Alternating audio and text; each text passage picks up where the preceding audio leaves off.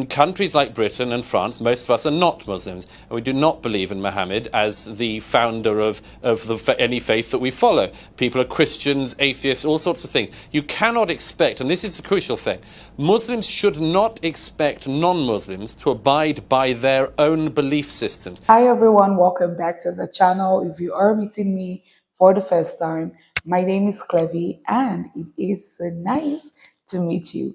You guys, we have another video here from Douglas Murray, and you guys, this is him on, you know already, Al Jazeera, and you guys, I cannot wait to check this out, and so let's dive right in. Let's bring in our London guest into the discussion at this point. Do you think this attack will underscore the message of the far right in Europe, at least, of the incompatibility of Islam and the West, or Western values? That's a pretty atrocious question, if I may say so. We're about 24 hours away from 12 people being gunned down in a newspaper office in the centre of Paris, in a European city, because they offended, allegedly, Islamic blasphemy laws which France, Britain and other European countries do not have and do not believe in and do not follow. And for you to turn the question immediately, not on the people who've been massacred because of asserting their rights as European French citizens, but onto the alleged terrible discrimination of the French is really quite despicable. So I didn't ask you anything about discrimination of the French. Let me repeat the question. You went straight onto the alleged backlash. Let me ask you the question again, in case you didn't understand it. Do you think this attack? We are in our news bulletins talking in more detail about the actual attack. What you were invited to discuss in this show are the implications of what might follow the attack. Will it underscore the message of those who say there is an incompatibility between Western values and Muslim values? No, you want to paint the narrative which you think turns immediately, not from the attackers, but on the French society, which you would like to portray. I'm giving you my answer, so why don't you listen to it? Which you would like to portray as somehow anti-Muslim or anti-Islamic or anything like this. Let's start from the fact that 12 people were massacred because European citizens asserted their right, which they have every right to do, to draw Muhammad just as they have the right to draw any other historical figure, which they believe in or don't believe in. It doesn't matter. They have that right. I don't think at this stage whether, a discussion of the far right in France or anything like that is really the point. The point is people were killed and gunned down for doing their job as journalists and cartoonists in a free society. Okay, let's try with our guest joining us from France. Perhaps she would like to address the question. Do you think there is a message coming out of this, of the incompatibility of Muslim and Western values? It seems our guest in London doesn't want to tackle that. Perhaps you would. I think that's what the killers would like us to believe. They're French. They were brought up in this country, and they made this choice to become what they've become. They've killed a policeman, for example, who was also from an Algerian background like them, French citizen as well. So I think this is not the issue, and this should never be the issue. This is the issue they want us to address, and they want to make that statement that there is an incompatibility between two worlds. I think they are extremists, and I think we should not let other extremists on the other side who believe that as well, like our extremists here from the right wing or extreme right wing, who believe that there is an incompatibility between an Islamic world and a Western world. I think we should never allow this question to be put. All right, thank you very much. Douglas in London. No doubt there will be a lot of thought as to how policy should proceed going forward. What do you think the policy should be? What are the practical policy lessons learnt from this attack? Well, there are no practical policy lessons learned. People are still mourning the dead and identifying bodies. The thing that is going to happen in the weeks and days ahead is that people are going to have a set of questions. The first will be obvious security questions, simply about how it was that two people were able to go into the office in Paris with Kalashnikovs and gun people down in cold blood. That will certainly be a part of it. There's a technical security discussion to be had. There's also a discussion about wider society and what its reaction should be and all that sort of thing. But really the most febrile and important discussion at the moment is the one that the free press is having across Europe, which is whether or not they will stand up and retain the right to do what we in Europe and free peoples have the right to do, which is to draw what we like. And the key message from this really can't be emphasized enough, because, you know, your guest in Doha is a cartoonist. He knows very well that he can't draw a cartoon of Mohammed there. Even if he wanted to, he wouldn't, because his life would be at great risk. I wouldn't do that anyway, sir. No. And one of the reasons, reasons you wouldn't do it. Okay, sir. Maybe it's not just because. Can I just finish my point? Okay, finish your point. Then we'll give Khalid a chance. If you are a Muslim, you may decide not to do that. However, in countries like Britain and France, most of us are not Muslims, and we do not believe in Muhammad as the founder of any faith that we follow. People are Christians, atheists, all sorts of things. You cannot expect, and this is the crucial thing, Muslims should not expect non-Muslims to abide by their own belief systems. You can yourself decide, you as a Muslim do not want to depict Muhammad, but the idea that is coming along in Europe at the moment is a growing idea that people who are not Muslims, who do not believe in Muhammad, who do not follow Islam, are also to be have to obey the rules of Islamic blasphemy. And in Europe at the moment, that is the big debate. You made that point, Douglas. Oof, you guys, that was a lot. A lot has been said. Now, first of all, you, the host, you're asking him questions. You're not allowing him to answer. You're just butting in here and there.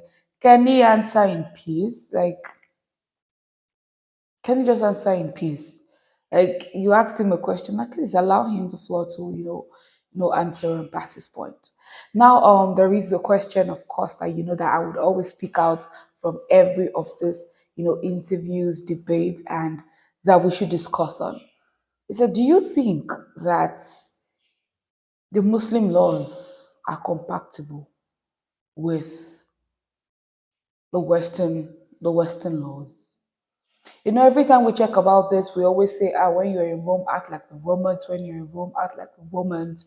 I also see people say, if you're not going to conform to the new norm, why would you stress yourself to come to travel to another country? If you know you're not going to obey their rules, why do you even stress yourself? Why do you even take the pains of leaving your own country? Now, you guys, if you're a Muslim here, if you should go to the comment section right now, I want you to explain it in your own ways, your laws. Do you think it is truly compatible with the Western laws? Do you think it is? Because normally, if you travel to a place, you're to adapt. I would say you are to adapt to the new culture, not to colonize it. What was on the cartoon? What was drawn? And why will drawing something on, how will cartoon lead to the of 12 people? Where does free speech come to play? Because that is one of the things that the Western world, really pride themselves of. Free speech. What do you think about this issue, you guys? Let me know in the comment section.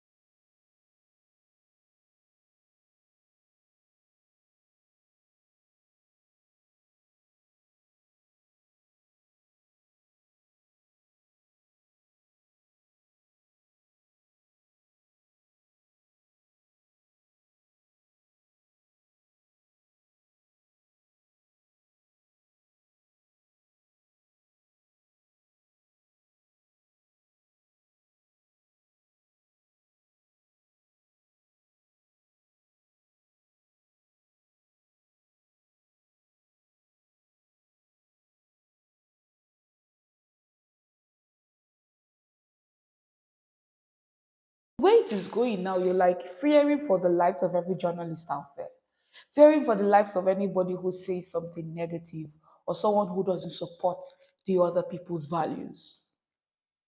Now you fear for their life because you're like, you just said something, you've offended this particular group of people, and now your life is at risk, and now your life is a danger. Where does free speech come to play? So I see sometimes Douglas Murray is like, all of these are imported problems. They were never here before. We imported this problem. Now imagine this problem never existed. Imagine if these imported problems were no more.